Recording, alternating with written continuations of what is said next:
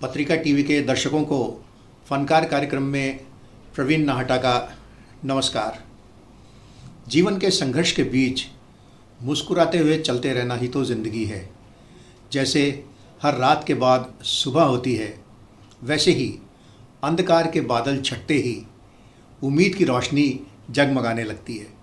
तो खुश रहिए, मुस्कुराते हुए रहिए और फनकार कार्यक्रम में आनंद लीजिए विभिन्न रचनाकारों के गीतों, गज़लों और कविताओं का। तो चलिए शुरुआत करते हैं एक ऐसी रचना से जो प्रेमी और प्रेयसी के बीच एक खुशनुमा रिश्ते का एहसास कराती है। रचनाकार हैं डॉक्टर जयती मिश्रा शर्मा। नमस्कार। कोरोना के इस दौर में सृजनात्मकता बनी रहनी चाहिए। इसी के चलते मैंने कुछ पंक्तियाँ लिखने की कोशिश की है। प्रेम गीत है ये और आप सभी के समक्ष इस प्रेम गीत को मैं प्रस्तुत कर रही हूँ। उम्मीद है आप ज़रूर इसे पसंद करेंगे। तो लिखती हूँ कि मखमली सी ये बयार प्यार बन के छा गई, मखमली सी ये बयार प्यार बन के छा गई, शब सजाने वाली बूंद सहर महका गई, मखमली सी ये बयार प्यार बन के छा गई, शब सजाने वाली बूंद सहर महका गई, कि तेरे साथ का ही असर है मेरे हमराह ये, तेरे साथ का ही असर है मेरे हमराह ये, हम खड़े रहे मंजिलें ही चल के आ गई, हम खड़े रहे मंजिलें ही चल के आ गई, मखमली सी ये बयार प्यार बन के छा गई, शब सजाने वाली बूंदे सहर महका गई, ख्वाबों और ख्यालों की सादा सी बयानगी, ख्वाबों और ख्यालों की सादा सी बयानगी, रिश्तों की हर एक गिरह को सादगी बना गई, रिश्तों की हर एक गिरह को सादगी बना गई, मखमली सी ये बयार प्यार बन के छा गई, शब सजाने वाली बूंदे सहर महका गई। और गीत का अगला बंद है बहुत ही खूबसूरत, मुझे ये बहुत पसंद है कि पास तुम नहीं मगर महसूस तुमको कर लिया, पास तुम नहीं मगर महसूस तुमको कर लिया, जबकि मुझको छेड़ के ओ, जबकि मुझको छेड़ के हवा ये इतरा गई, जबकि मुझको छेड़ के हवा ये इतरा गई, मखमली सी ये बयार प्यार बन के छा गई, शब सजाने वाली बूंदे सहर महका गई, कि हो जुदा जुदाई से ये तेरे मेरे रात दिन, हो जुदा जुदाई से ये तेरे मेरे रात दिन, मेरी हर नमाज रब को ये दुआ सुना गई, मेरी हर नमाज रब को ये दुआ सुना गई, शब सजाने वाली बूंद सहर महका गई, मखमली सी ये बयार प्यार बन के छा गई। और अंतिम है कि साथ तेरा मेरा भला नज़्म से कहाँ है कम, साथ तेरा मेरा भला नज़्म से कहाँ है कम, आज ये तन्हाई भी ओहो, आज ये तन्हाई भी नगमा नया सजा गई, आज ये तन्हाई भी नगमा नया सजा गई, मखमली सी ये बयार प्यार बन के छा गई, शब सजाने वाली बूंद शहर महका गई, शब सजाने वाली बूंद शहर महका गई। नारी सशक्तिकरण समाज के लिए हमेशा से एक चुनौती रहा है। यद्यपि हमारे समाज में आज भी बेटियां सुरक्षित नहीं हैं, मगर फिर भी हमारी बेटियां देश और विदेश में अपनी सफलता के परचम लहरा रही हैं, नए नए मुकाम और नई नई मंजिलें हासिल कर रही है। एक कवि का मन बेटियों की इस यात्रा को किस तरीके से देखता है, आइए सुनते हैं वर्तिका राज उदावत से। कि इन फूल बागीचे झूले के पीछ पली बड़ी है वो, आज उस वक्त को पीछे छोड़ उन सपनों की दुनिया से बाहर हकीकत की ओर बस चलती जा रही है। एक मोड़ पर उसने महसूस किया कि ये दुनिया उसकी दुनिया से अलग है। वो घबराई, डरी, सहमी सी बस विश्वास के साथ उस रास्ते पे चली जहाँ वो अकेली तो है, पर एक उम्मीद भी है कि ये दुनिया ज़रूर बदलेगी। उसे विश्वास है कि उसका डर ही उसकी ताकत बनेगा, उसकी घबराहट ही उसको मजबूत बनाएगी। वो अकेली है पर कमज़ोर नहीं। जब वक्त सही होगा तो उसकी आवाज़ भी कमाल कर जाएगी। इंतज़ार का वक्त बस ख़त्म होने ही वाला है और उसका नया जन्म होने वाला है। ये मेरी एक राइटिंग है जो मैंने बहुत वक्त पहले लिखी थी, और उसके बाद मैंने इस पर काम किया। इसे बस थोड़ा सा चालू करके मैंने छोड़ दिया था, एंड देन उसके बाद मुझे रियलाइज़ हुआ कि मुझे इसे आगे बढ़ाना चाहिए। तो मैंने इसको इस तरीके से लिखा कि आज ये शायद अभी फ़िलहाल पूरी हो गई है, और ये बहुत इस तरीके से मैंने इसे लिखा है।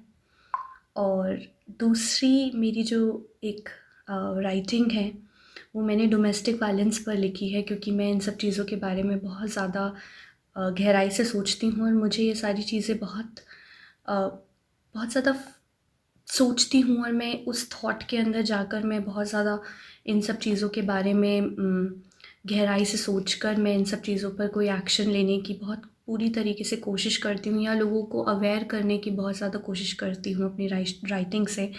एंड मोर ओवर मुझे बहुत अच्छा लगता है विमेन एम्पावरमेंट के लिए काम करना, और वही चीज़ एक है जो मुझे बहुत ज़्यादा स्ट्रेंथ देती है, बिकॉज़ इस चीज़ की काफ़ी ज़्यादा ज़रूरत है शायद हमको।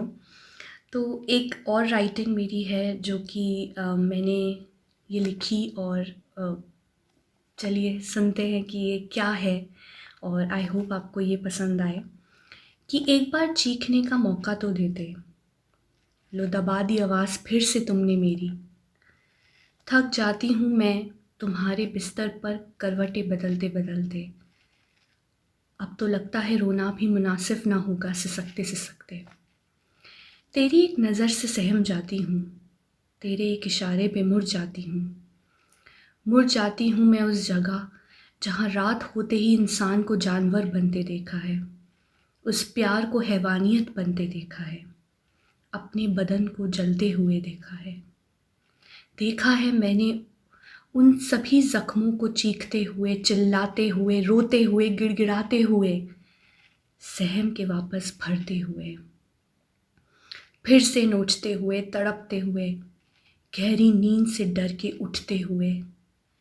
सुबह होते ही दबाया है उन सांसों को, रोका है उन आंसुओं को, छिपाया है उस दर्द को, तकलीफ़ को। लो भर ली मैंने सिंदूर फिर से तुम्हारे नाम का, इस नई सुबह की खातिर, इस जान की खातिर, इस नाम की खातिर। तो बहुत बहुत शुक्रिया आप लोगों का। एक कवि का संवेदनशील मन अपने चारों ओर घटने वाली घटनाओं को बड़ी बारीकी के साथ देखता है, महसूस करता है, और उसकी लेखनी उन अनुभवों से जनित विषमताओं को शब्द देती है। किस तरह से एक कवि छोटी छोटी कविताओं के माध्यम से जीवन का मर्म समझा देता है, आइए सुनते हैं शैलेंद्र एस चौहान को। ये कविता है संकल्प। सुबह हो चुकी है, सुबह हो चुकी है, सूरज तपने लगा है, सर पर लकड़ी का गट्ठर ला दे, एक औरत बढ़ रही है शहर की तरफ। सुबह हो चुकी है, सूरज तपने लगा है, सर पर लकड़ी का गट्ठर ला दे, एक औरत बढ़ रही है शहर की तरफ। खेतों के किनारे किनारे उसके नंगे पैरों के निशान, खेतों के किनारे किनारे उसके नंगे पैरों के निशान उभर रहे हैं इस विश्वास के साथ कि कल की रोटी उसकी मुट्ठी में है। खेतों के किनारे किनारे उसके नंगे पैरों के निशान उभर रहे हैं इस विश्वास के साथ कि कल की रोटी उसकी मुट्ठी में है। रोटी जो सिर्फ रोटी और कुछ नहीं है, रोटी जो सिर्फ रोटी और कुछ नहीं है। न संवेदन, न फ्रस्ट्रेशन, न उच्छ्वास, सब कुछ रोटी में समा गया है। रोटी जो सिर्फ रोटी और कुछ नहीं है, न संवेदन, न फ्रस्ट्रेशन, न उच्छ्वास, सब कुछ रोटी में समा गया है। जब गट्ठर की बोली लगेगी, हो सकता है लोग उसकी भी बोली लगाएं। जब गट्ठर की बोली लगेगी, हो सकता है लोग उसकी भी बोली लगाएं। वह कुछ नहीं समझेगी, उसकी समग्र चेतना एकाग्र होकर लकड़ियों में सिमटी रहेगी। वह कुछ नहीं समझेगी, उसकी समग्र चेतना एकाग्र होकर लकड़ियों में सिमटी रहेगी। उससे परे जो कुछ हो रहा है, उससे परे जो कुछ हो रहा है, उसकी बला से उसकी कल्पना हर एक लकड़ी के साथ जुड़ी रहकर, उसकी कल्पना हर एक लकड़ी के साथ जुड़ी रहकर संपूर्ण संकल्प बनी है एक गट्ठर की तरह, संपूर्ण संकल्प बनी है एक गट्ठर की तरह। दूसरी कविता है आगे मुड़ती है गली। तुमने कहा आगे मुड़ती है गली, तुमने कहा आगे मुड़ती है गली, और मैं बोझ सर पर ला दे आगे मुड़ता चला गया। न जाने कितनी गली कूचे और चौबारे, न जाने कितने गली कूचे और चौबारे छूटते रहे पीछे, उन्होंने जाननी चाहिए मेरी पहचान। न जाने कितने गली कूचे और चौबारे छूटते रहे पीछे, उन्होंने जाननी चाहिए मेरी पहचान। मैं अनमना सा उनके प्रत्युत्तर में गली के हर मोड़ पर ठिठका, मैं अनमना सा उनके प्रत्युत्तर में गली के हर मोड़ पर ठिठका, और व्यंग से विधि क्रूर खिलखिलाहट का जहर पीता रहा, और व्यंग से विधि क्रूर खिलखिलाहट का जहर पीता रहा। मैंने पूछा अपने आप से, मैंने पूछा अपने आप से और सोचा तुम्हारा बल और श्रम। मैंने पूछा अपने आप से और सोचा तुम्हारा बल और श्रम। तुमने फिर कहा गली आगे मुड़ती है, तुमने फिर कहा गली आगे मुड़ती है। एक अन्य कविता है सम्मोहन। बाजीगरी की शक्ल, बाजीगरी की शक्ल, सुबह शाम तमाशा दिखाते दम। बाजीगरी की शक्ल, सुबह शाम तमाशा दिखाते दम, और कुछ हो तो अपने को रोक भी लो, और कुछ हो तो अपने को रोक भी लो।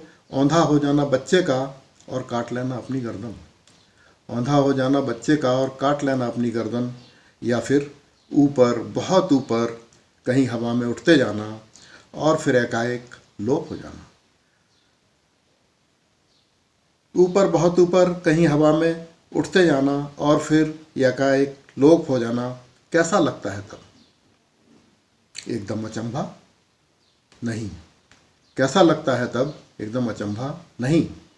भीड़ के बीच तालियों का शोर, भीड़ के बीच तालियों का शोर, पैसे 2 पैसे 5 पैसे देकर जाओ बाबू,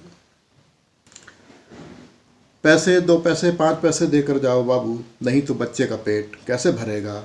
और कोई शैतान जादूगर कहेगा भरी पेट पैसा नहीं दोगे, भरी जेब पैसा नहीं दोगे, तो काले खूंटे से बंधी चुड़ैल रात में सताएगी।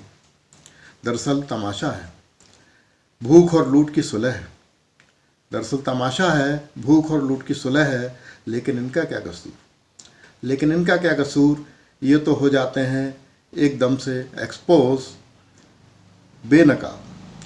लेकिन इनका क्या कसूर, ये तो हो जाते हैं एकदम से एक्सपोज बेनकाब। असली बाजीगर तो वो तमाशा दिखाते हैं, असली बाजीगर तो वो तमाशा दिखाते हैं कि लोगों की जेबें अपने आप खाली हो जाती हैं। फिर तब्दील होने लगती हैं झुर्रियों में, चीथड़ों और लोथड़ों से पटने लगता है शहर। फिर तब्दील होने लगती हैं झुर्रियों में, चीथड़ों और लोथड़ों से पटने लगता है शहर। मजदूर बस्तियां, स्लम बदबू देने लगते हैं जिस्म और एक पौष सभ्यता का जन्म होता है